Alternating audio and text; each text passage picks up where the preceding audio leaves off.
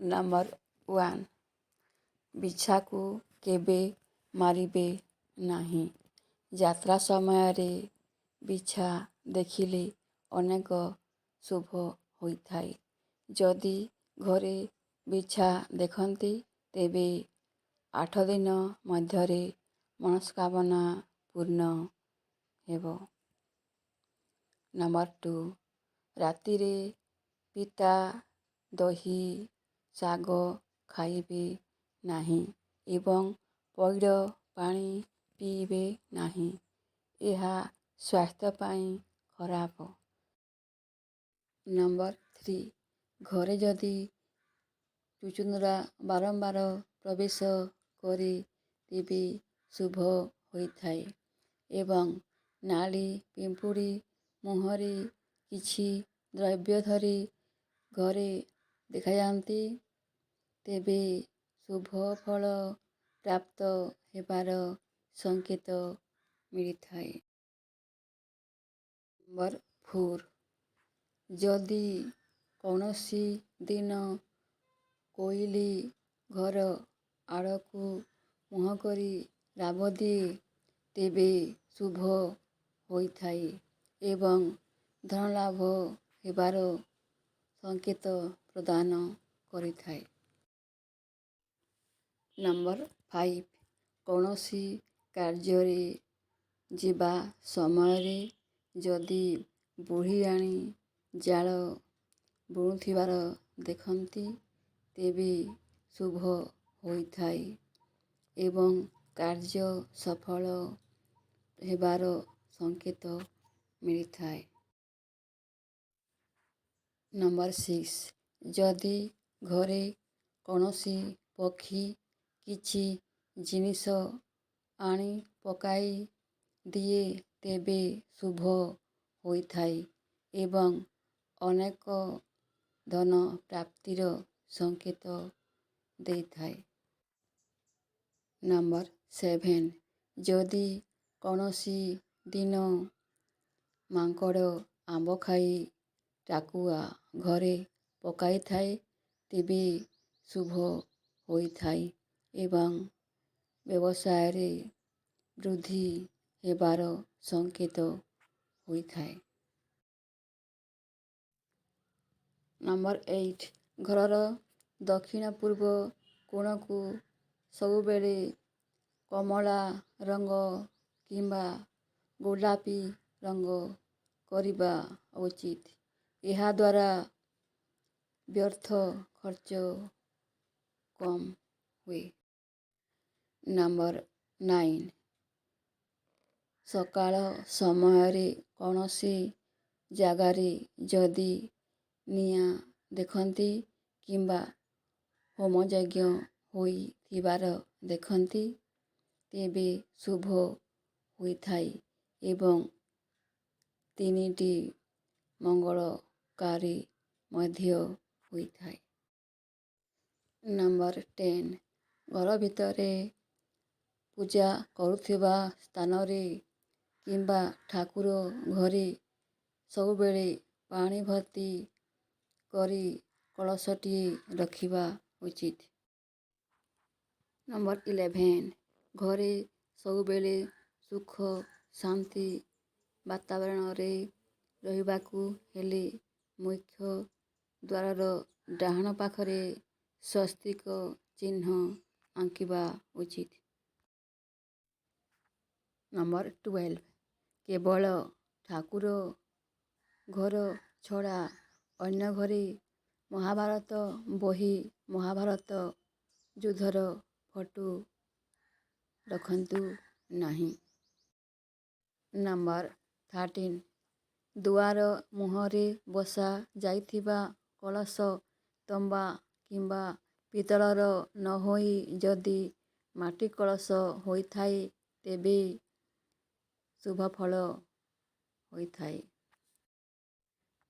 Number 14 ବାରମ୍ବାର ଧନହାନି ହେଉଥିଲେ ଯେକୌଣସି 4 ବୁଧବାରରେ କିନ୍ନରମାନଙ୍କୁ ସବୁଜ ବସ୍ତ୍ର ଦାନ କଲେ ଶୁଭ ଫଳ ମିଳିଥାଏ।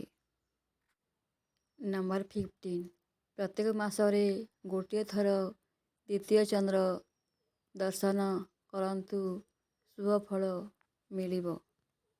ନମ୍ବର 16 ଏପରି ସ୍ଥାନରେ ବସନ୍ତୁ ଯେଉଁଠାରେ କେହି ଉଠିବାକୁ କହିବେ ନାହିଁ। ଏପରି କଥା କୁହନ୍ତୁ କେହି ମିଛୁଆ ବୋଲି କହିବେ ନାହିଁ।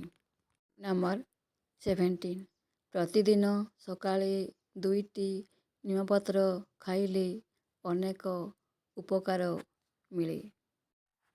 ନମ୍ବର 18 ସ୍ୱାମୀ ସ୍ତ୍ରୀ ମଧ୍ୟରେ ମନୋମାଳିନ୍ୟ ଦୂର କରିବା ପାଇଁ 2ଟି ମୟୂର ପୁଚ୍ଛକୁ ବିବାହ ଫଟୋ ସହିତ ଏକାଠି ରଖିବା ଉଚିତ, ଯାହାଦ୍ୱାରା ମନୋମାଳିନ୍ୟ ଦୂର ହୋଇଥାଏ।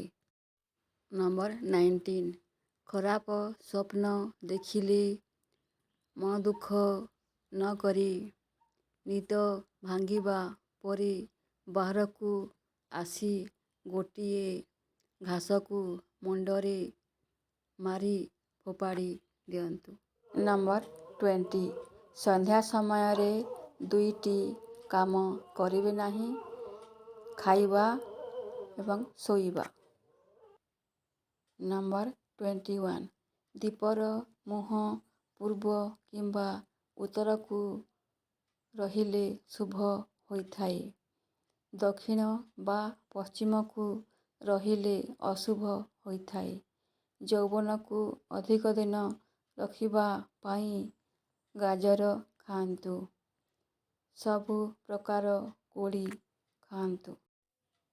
ନମ୍ବର 22 ଧାନ, ମୁଗ, ଗହମ, ମାଣ୍ଡିଆ, ସୋରିଷ, କଳା ରାଶିକୁ ଏକାଠି କପଡ଼ାରେ ବାନ୍ଧି ସବୁକୁ ରୁମରେ ଥୋଇଲେ ଶୁଭ ଫଳ ମିଳିଥାଏ।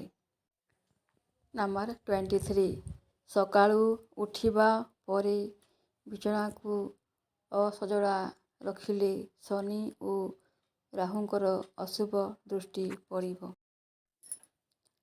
ନମ୍ବର 14 ସୂର୍ଯ୍ୟ ପୂଜା ସମୟରେ ବେଲପତ୍ର ଓ ଟଗର ଫୁଲ ବ୍ୟବହାର କରନ୍ତୁ ନାହିଁ। ନମ୍ବର 25 5ଟି ନମ୍ବରକୁ ସତର୍କ ରହିବା ଉଚିତ।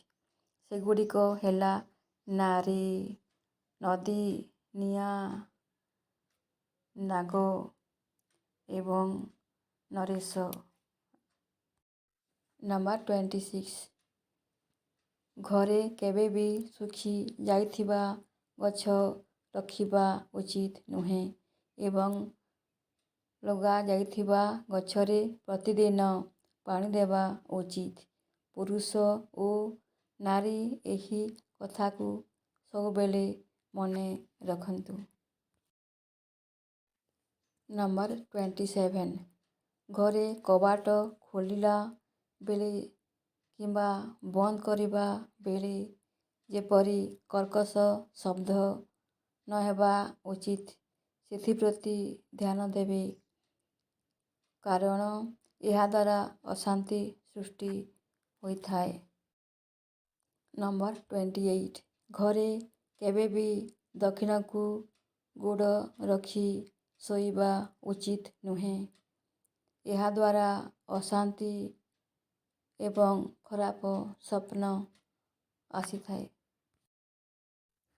ନମ୍ବର 29 ଘରେ କେବେ ବି ଧୂପ, ଦୀପ, ଆଳତି ମୁହଁରେ ଲିଭେଇବା ଉଚିତ ନୁହେଁ, ଏହା ଅଶୁଭ ହୋଇଥାଏ।